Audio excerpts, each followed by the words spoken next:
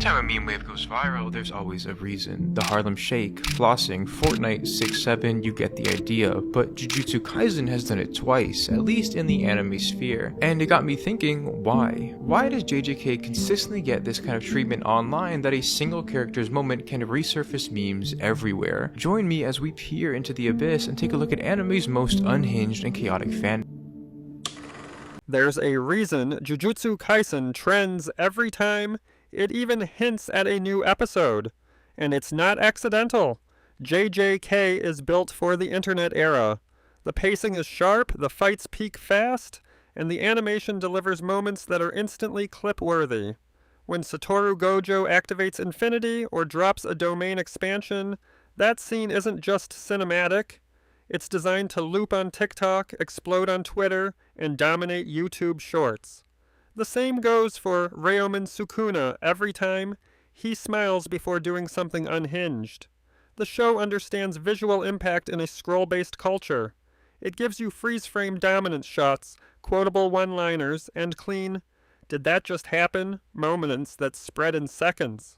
Before we can get a handle on why the internet creates memes like this, we need to take a step back and identify the catalyst for how something like this can even happen.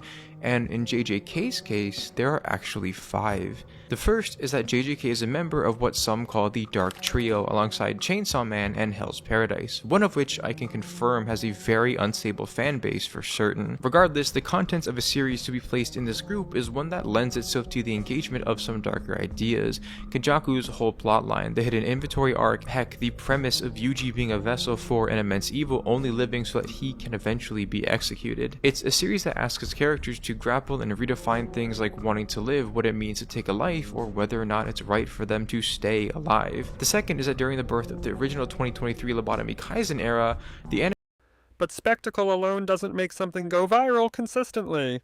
Unpredictability does. JJK built its reputation on genuine narrative risk. Major characters don't feel safe. Mentors don't always win. Emotional payoffs aren't guaranteed to be hopeful. When fans sit down to watch, there's real tension because outcomes aren't obvious. That tension fuels discussion. Every episode becomes theory bait. Every fight becomes a power-scaling war. The uncertainty keeps the algorithm fed because people don't just watch JJK, they argue about it.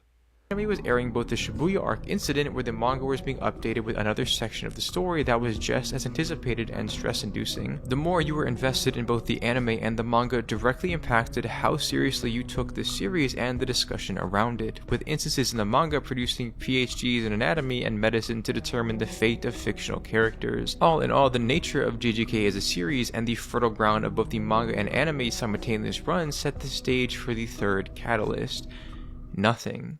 JJK's author, Gege Agatami, took several breaks during the tail end of the manga due to his severely declining health, likely as a result of the intense schedule weekly release even takes. One of these breaks even spanned 3 straight weeks, and because of that, overly energetic fans had nowhere to pour all their anxiety and excitement into, which left room for the fourth catalyst.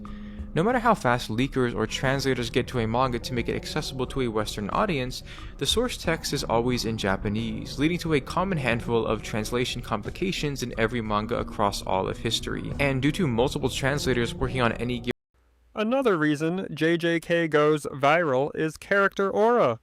This series mastered the art of presence. Gojo isn't just strong, he's culturally iconic. Sukuna isn't just evil, he's charismatic chaos. Even supporting characters radiate distinct energy that makes them edit-friendly and meme-ready. In modern fandom culture, aura matters almost as much as writing. JJK characters generate reaction content effortlessly because they carry themselves like moments waiting to happen. The show understands that cool factor is currency. manga for different distributors, JJK Chapter 221 had a few different options presented to the public for one panel, in particular of Gojo answering a single question: would you lose? One option was, quote, "I will win," keeping the spirit of the original Japanese. Viz, ever reliable to fumble, translated it simply as no. But by far the most popular was one referencing a scene all the way back in Chapter 3, with Gojo saying, "Nah, I'd win."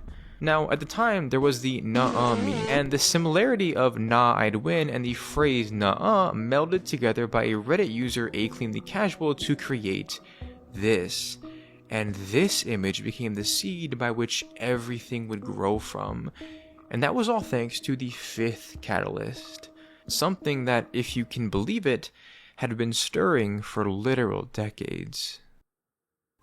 Wait, what? What happened? What's wrong? Well, JJK was released in 2018, and the memes only started in 2023. What do you mean by decades? Oh, well, I mean, cultural phenomenon usually requires levels of infrastructure to make work, you know? It also helps that JJK exists in the sweet spot between mainstream and edgy. It's accessible enough for casual viewers, but dark enough to feel dangerous. That balance makes it perfect for viral waves. It appeals to power scalers, animation enthusiasts, lore theorists, casual anime fans, and even people who only watch trending clips. When something satisfies multiple audience layers at once, engagement multiplies. JJK isn't niche, but it isn't sanitized either, and that tension keeps it culturally hot. Like progress? Yeah, like to have a moon landing, you need the threat of war, social pressure, tech development, and certain other catalysts all already in place. So you're saying Lobotomy Kaizen was the internet's moon landing? That's not what I'm saying, but that is a funny thought.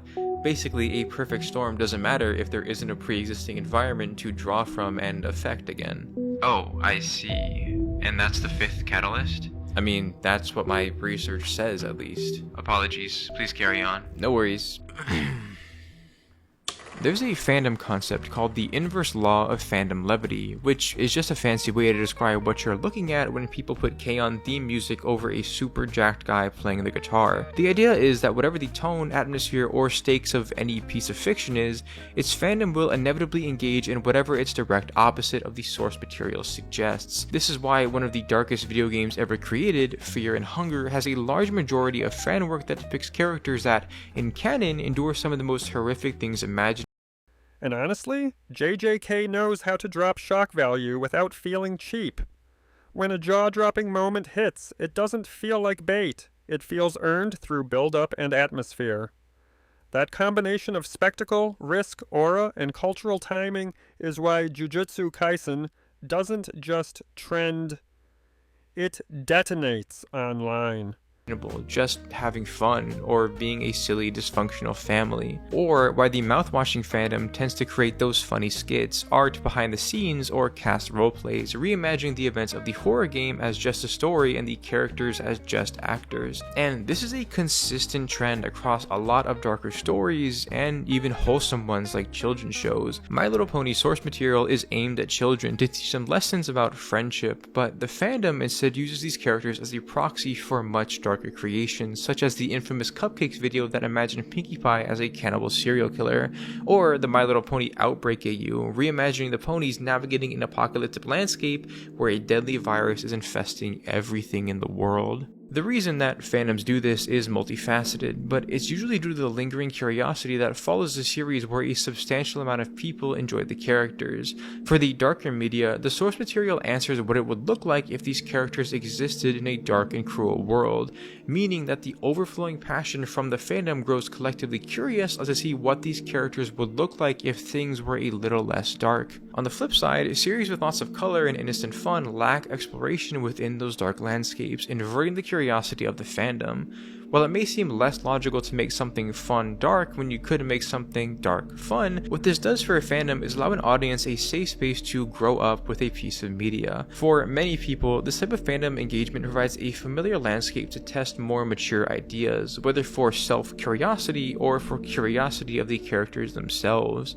Jujutsu Kaisen simultaneously running both its darkest arc to date to the majority of its fanbase through the Shibuya incident and the most high stakes in the manga meant two things. The fandom was always primed to make happier fan content because of the anime, and more silly content because of the manga.